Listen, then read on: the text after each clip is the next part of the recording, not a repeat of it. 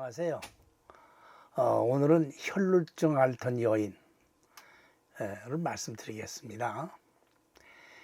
12해를 혈루증으로 앓는 중에 아무에게도 고침을 받지 못하던 여자가 예수님이 뒤로 와서 그 옷가에 손을 대니 혈루증이 즉시 그쳤더라. 누가복음 8장 43절 44절 말씀이죠. 혈루병은 혈관 조직이 약하여서 피가 몸 밖으로 나오는 병인데, 이 여인의 경우엔 만성 출혈증으로 아기집의 내막염이나 자궁벽에 종양에 의해서 피가 흐르는 병이니까 일단 고치기가 힘든 질병이면 틀림없습니다. 이런 질병을 12해나 앓고 있었습니다. 그런데 이 일은 희한하게도 회당장 야이로의 무담 동료 외딸을 고치러 가는 도중에 일어난 일이거든요. 그래서 야이로의 딸이 또 나이가 12살이었어요. 이 여인도 혈루증을 앓는 지 12년간이나 됐다고 하니까 그게 좀 신비롭기만 합니다. 아무튼 혈루증을 앓던 여인은 예수님의 옷가를 만짐으로써 병 고침을 받았습니다. 그런데 여인이 예수님의 옷자락을 만진 것이 아니라 옷가라고 했거든요. 모세의 율법에 의하면 유대인들은 외투 각 단의 귀에 술을 달도록 되어 있어요. 또 각 술의 한 깃은 파란색이 되어야 한다고 규정하고 있습니다. 이것은 하나님의 법을 기억하고 그 법을 지키면서 살아야겠다라고 하는 결단의 표시이기도 합니다. 이건 민수기 15장 38절에 있는 말씀이죠. 혈루증 걸린 여인이 바로 이것을 만지지 않았나 싶습니다. 왜냐하면 아무 데서나 예수님께서 들어가시는 마을이나 도시나 촌에서 병자를 시장에 두고 예수의 옷가에라도 손을 대게 하시기를 간구하니 손을 대는 자는 다 성함을 얻으니라 라는 말씀에서 옷가로 번역된 크리스페톤이라는 단어가 옷술과 같은 단어이기 때문에 그렇습니다. 예수님이야 그럴 리 없겠지만 바리새인들은 자신들이 입은 옷이 자신의 신분과 고결함을 드러낸다고 생각해서 옷술의 크기로 위세를 과시했던 것입니다. 하여간 여인이 예수님의 옷가를 만짐으로써 병 고침을 받는 순간 내게 손을 댄 자가 누구냐라고 하셨습니다. 이는 능력이 벌써 빠져나갔다는 얘기이고 예수님이 혈루병 걸린 여인이 만졌다는 것을 아셨을 텐데 왜 이런 말씀을 하셨을까요? 호쿠마 주석 강병도 목사님의 편에 의하면 여기에 대해서 이렇게 설명하고 있습니다. 첫째는 여인의 병이 나았음을 사람들 앞에 드러내게 하기 위함이었고, 둘째는 만일 그 여인이 예수님의 옷가를 만진 이유가 미신적인 요소가 깔려 있었다면 이를 불식시키려고 온전한 믿음으로 성장시키고자 함이었으며, 셋째는 사람들로 하여금 여인의 병 나음을 보고 하나님께 영광을 돌리게 하시려는 의도였다가 있으며, 넷째는 그녀에게 그동안에 암울했던 삶에서 구원의 확신과 함께 위로와 평강을 심어주고자 함이었다라고 하는데, 저는 이 네 가지가 다 해당된다고 생각이 됩니다. 그러나 저러나 여인이 예수님의 옷에 손을 대는 순간 병이 나았음을 직감하고 얼마나 놀랐을까요? 기쁨과 환희에 감격에 빠지기 전에 몹시 당혹하고 소스라치게 놀라지 않았을까 하는 것이 생각이 듭니다. 게다가 은밀하게 했던 자신의 행동이 들통나는 것 같아서 자신의 무모한 행동에 대한 추궁이 뒤따를까 봐 더더욱 몸둘 바를 몰랐을 것입니다. 이것이 남의 얘기니까 그렇지 이 여인의 입장에서 생각해 보면 하루하루가 참 고통과 괴로움의 연속이었을 겁니다. 계속되는 하혈로 인해서 육체적 고통과 함께 정신적으로 느껴지는 온갖 두려움과 공포 때문에 살고 싶은 의욕을 모두 빼앗겨버린 상태였을 겁니다. 그래서 사실은 목숨은 붙어 있어서 숨을 쉬고 있지만 죽는 것만도 못한 그런 생활이었을 것이 뻔합니다. 한 해 두 해도 아니고 무려 12년간이나 되는 세월 동안 병을 고치기 위해서 얼마나 피나는 노력을 했을 것이며 여기에 수반되는 경제적 부담은 재산을 다 써버렸다는 것으로 충분히 이해가 될 것 같습니다. 게다가 유대 사회에서 부정한 병에 걸린 자가 다른 사람의 옷이나 몸에 접촉하는 것은 율법을 어기는 것이었기 때문에 나들이도 쉽게 할 수 없었을 것이고 사람을 멀리해야 하는 까닭에 허구한 날 고독을 씹으면서 소외감을 맛보아야 했을 겁니다.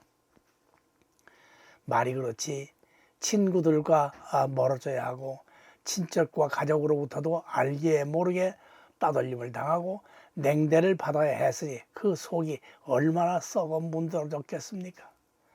1년, 2년도 아니고 12년 동안이나 몹쓸 병과 씨름해야 했고 밀려오는 고독과 외로움 때문에 얼마나 많은 정신적 고통을 받았겠습니까? 이걸 어떻게 다 말로 표현할 수 있겠습니까? 여자였기 때문에 아름다운 삶을 얼마나 살고 싶었겠으며 여자였기 때문에 얼마나 사랑을 받으며 살고 싶었겠습니까? 그런데 오히려 좌절과 절망을 친구 삼아 살아야 했으니 자신의 운명을 얼마나 원망했겠습니까? 도대체 무슨 죄를 지었기에 이 몹쓸 질병을 끌어안고 살아야 하는 것인지 생각할수록 원통하고 생각할수록 억울해서 울기는 얼마나 했겠습니까? 이렇게 살 바엔 차라리 죽어버리기라도 했으면 좋으련만 그것도 마음대로 되질 않아서 심한 우울증에 빠져 죽을 날만을 기다리면서 어찌할 바를 모르고 있을 때 예수님께서 나타난 것입니다. 그녀는 예수님이 오신다는 소문을 듣고 한 걸음에 달려왔습니다. 부정한 병을 가진 여자가 바깥 출입을 했다는 것도 그렇고 많은 군중들 틈에 끼어든다는 것도 엄청난 모험이었으며 여자가 외간 남자의 옷을 만지지 못하게 되어 있는데 이러한 사회적 통념을 깨뜨리고 무례하게도 또 당돌하게 예수님의 옷자락을 만지고 말았던 것입니다. 그런데 그 결과는 너무나 엄청났습니다. 그토록 지긋지긋했던 혈류병이 씻은 듯이 나았으니 이것이 꿈인지 생시인지 감을 잡지 못했을 것입니다. 그녀는 기쁨이나 환희의 감격보다 차라리 넋이 나간 상태였을 겁니다. 이때 예수님이 누가 내 몸에 손을 대었느냐라고 물으셨습니다. 이것은 제자들에게 하신 말씀이 아닌데도 제자들이 나서며 아니 사람들이 이렇게 북새통을 이루며 발디딜 틈도 없는데 누가 옷을 만졌다고 그러십니까? 하고 볼멘 소리를 했어요. 예수님은 제자들의 말엔 아랑곳하지 않으시고 뒤를 돌아다 보았는데 이때 양심의 가책을 느낀 이방 여인이 두려워 떨면서 곧바로 사실을 고백했습니다. 그러자 예수님께서 다정하게 딸아 내 믿음이 너를 구원했으니 평안히 가라. 내 병에서 놓여 건강할지어다 라는 확인의 말씀과 축복의 말씀을 듣게 되었습니다. 자 그러면 12년 동안이나 절망과 좌절 속에서 시한부 인생을 살아온 이 여인이 어떻게 해서 능력을 받고 병고침을 받아서 소망이 생긴 것인지 생각해 보도록 하겠습니다. 첫 번째로 생각해 볼 수 있는 것이 예수님에 대한 소문을 들었다는 것입니다. 원래 소문이란 안 좋은 소문이 듣기도 쏠깃하고 전하는 재미도 쏠쏠하잖아요. 그렇죠? 사람들 심령 속에 타락한 본성이 있어서 그래요. 그러나 소문뿐 아니라 모든 대화나 강의도 그렇고 설교 또한 전하는 자보다 받아들이는 쪽이 훨씬 중요하다는 사실입니다. 이 여인에게도 예수에 대한 안 좋은 소문도 들려왔을 겁니다. 나사렛 사람이라는 것, 또 목수인 요셉의 아들이라는 것, 또 홀 어머니를 잘 모실 생각을 하지 않고 세상을 구원한답시고 떠돌아다닌다는 둥, 그 제자들이라는 것도 세상에서 별 볼 일 없는 어부들과 창녀 그리고 세리 등을 데리고 다니면서 거지 생활을 한다는 등 소문을 들었을 수도 있고 반면에 안전뱅이를 일으키고 소경의 눈을 뜨게 하며 중풍병자를 낫게 하는가 하면 심지어 죽은 사람도 살린다는 소문과 함께 이런 일을 행한다는 것은 아무래도 메시아일 거야 라는 그런 소문도 들었을 수도 있습니다. 이 여인은 아마도 후자에 대한 소문이 마음에 와 닿았기에 한 걸음에 달려오지 않았을까 싶습니다. 그러나 저러나 소문이 왜 날까요? 소문을 내는 사람이 있기 때문에 나는 법인데, 혹시 여러분들의 교회가 소문난 일은 있나요? 나쁜 소문 말고 소아마비 환자가 나와서 뛰어다니고 중풍병자가 고침을 받고 암 환자가 건강을 되찾는 기적의 역사가 일어나는 그런 교회라고 소문을 내보시지 그랬어요. 일단 소문이 나면 말이 씨가 된다고 하잖아요. 저희 교회에서는 말이 씨 될 뻔한 일이 있었어요. 어느 날 대장암 말기 환자가 나타났고요. 이어서 폐암 말기 환자가 생겨났어요. 얼마나 참 짭짤한 기회입니까? 저는 이분들이 꼭 낫는 걸 보고 싶었습니다. 그래서 기도회 명단을 짜고 권사님들과 안수 집사님들로 기도회를 인도하도록 해보았는데 전부 남의 일처럼 여겼고 하나같이 강 건너 불보도 됐어요. 이런 교회는 소문이 나질 않아요. 소문이 나려면 소문 날 짓을 해야 해요. 마치 아궁이에 불을 지펴야 굴뚝에 연기가 나는 법인데 아궁이에 불이 지펴지지 않는데 어떻게 연기가 나겠어요? 혈류병 앓는 여인은 소문을 듣고 달려왔기에 은혜를 받았던 것입니다. 두 번째로 이 여인이 한 행동은 무리 가운데 섞여 왔다라고 했어요. 부뚜막에 소금도 쳐야 맛이 난다고 소문만 듣고 가만히 있으면 무슨 소용이 있겠습니까? 어떤 사람이요, 자전거를 타고 가다가 미끄러져서 논두렁에 자전거가 처박히고 말았어요. 그러자 그 사람은 곧바로 무릎을 꿇고 기도만 했어요. 빨리 자전거를 길 위로 올라오게 해달라고. 이게 말이나 되는 소리입니까? 물론 하나님께서 하신다면 얼마든지 가능한 일이겠지만 하나님은 우리에게 알라딘의 요술 램프가 되려고 하지 않으십니다. 말만 하면 모든 걸 척척 해결해주는 도깨비 방망이가 되고 싶지 않으신 것입니다. 그런데 우리는 이런 식으로 신앙생활을 해요. 어려운 이웃을 위해서 기도해야 되는 줄 알면서 못하고 성경 말씀을 열심히 봐야 하는 줄 알면서도 바빠서 못 보고 불행한 이웃을 돌아보아야 하는 줄 알면서도 내 코가 석자라서 힘들고 모든 공예배에 빠지면 안 되는 줄 알면서도 이래서 빠지고 저래서 빠집니다. 여러분, 은총을 받고 싶습니까? 그렇다면 무리에 섞일 줄 알아야 합니다. 병고침을 받고 싶습니까? 그렇다면 예배에 빠지지 말고 모든 기도 모임에 참여하세요. 이렇게 하는 것이 무리에서 섞이는 것입니다. 우리는 이따금씩 아직 때가 안 되었다라는 말을 자주 해요. 집사님 남편 왜 교회 안 나온대? 아직 때가 안 되었나 봐. 때가 되면 나오겠지. 이 말이 그럴듯해 보일지는 몰라도 잘 생각해보면 책임을 회피하는 냄새가 아주 물씬 풍깁니다. 이 문제를 놓고 뜨겁게 기도할 생각을 왜 하지 않으시는 겁니까? 기도 제목으로 내놓고 함께 기도하면서 때를 앞당길 생각을 왜 하지 않느냐는 그 말입니다. 세 번째는요, 예수님의 옷자락을 만져야 합니다. 그래야 능력을 맛봅니다. 지금 여인은 부정한 여인입니다. 하해를 하는 불결한 여자입니다. 사람들이 달려들어서 돌로 쳐 죽여도 살인죄가 성립되지 않는 저주받은 여자입니다. 이러한 여자가 무리 속에 섞여 있다는 건 이미 죽을 각오가 돼 있다는 뜻입니다. 죽으면 죽으리라는 비장한 각오를 행동으로 옮긴 모습입니다. 이러한 각오와 결단이 밑거름이 될 때 예수님의 옷자락을 만질 수가 있고 이렇게 만질 때 능력이 나타나는 겁니다. 예수님의 옷자락을 만지면 나을 수 있을까? 에이, 믿져야 본전인데 하면서 옷자락을 만졌다면 병이 낫지 않았을 겁니다.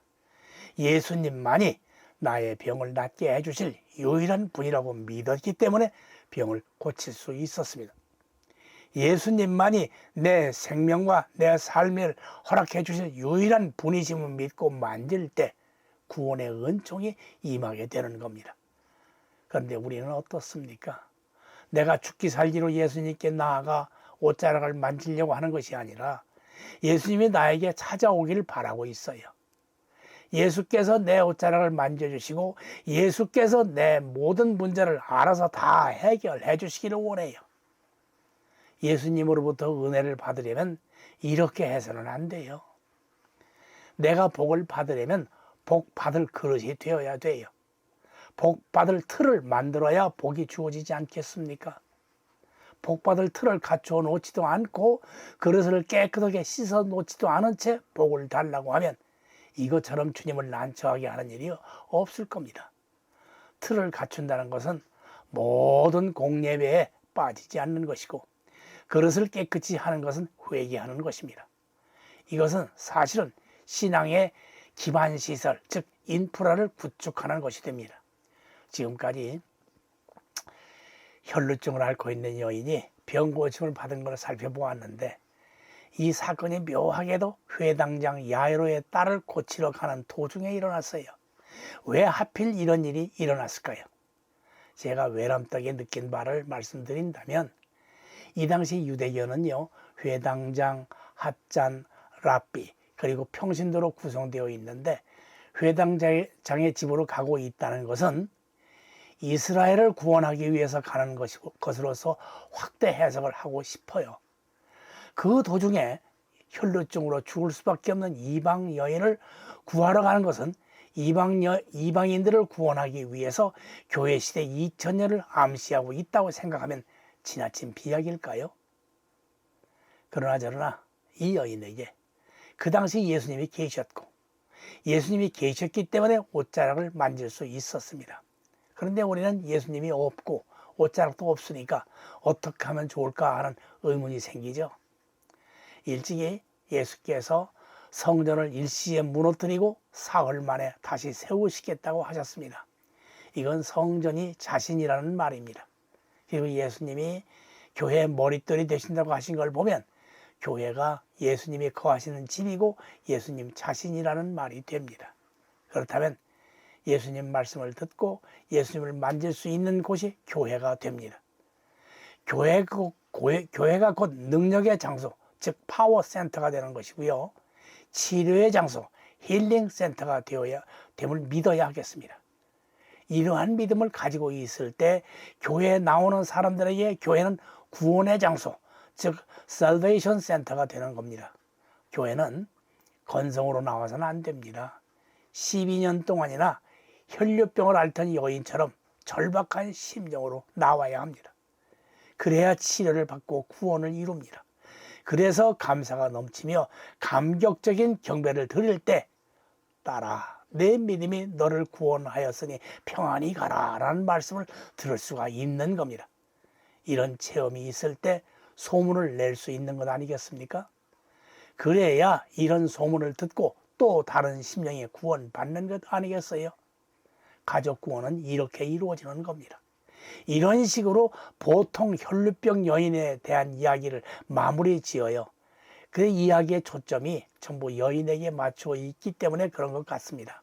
저는 오늘 여인의 입장이 아니라 예수님 입장에서 한번 살펴보고자 합니다. 무슨 말이냐 하면 부정한 자가 깨끗한 사람을 만지면 깨끗한 사람이 부정하게 된다는 사실입니다. 이 예를 돕기 위해서 구약의 제사를 예로 들어보겠습니다. 구약의 제사에서 매번 강조되는 것이 흠이 없는 것이었어요. 여기에 매우 중요한 의미가 있음을 알아야 하겠습니다. 다시 말해서 속죄제를 드리고자 하는 자가 짐승의 머리에 안수할 때 자신의 지은 죄가 모조리 짐승에게 전가된다는 사실을 누구나 다 압니다. 그런데 짐승의 흠 없음이 자신에게 되돌아온다는 사실은 잘 모르는 것 같습니다. 소위 give and take가 그 원리가 적용한다는 말입니다. 그래서 흠이 없어야 한다고 강조하는 것입니다.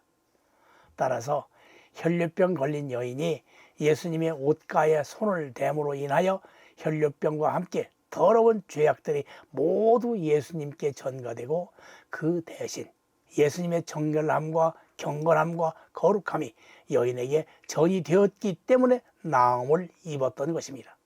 그러니까 예수님은 이처럼 세상의 모든 더러운 것과 모든 죄인들의 죄악들을 끌어안고 죽으시기 위해서 이 땅에 오셨고, 그 대신 예수님의 고결하심과 거룩하심을 전가시켜 줌과 동시에 천지 만물을 다스릴 권세와 능력까지 주님의 자녀된 성도들에게 은혜를 베풀어 주시려고 이 땅에 오셨다는 사실을 명심하고 잊지 말아야 하겠습니다. 감사합니다.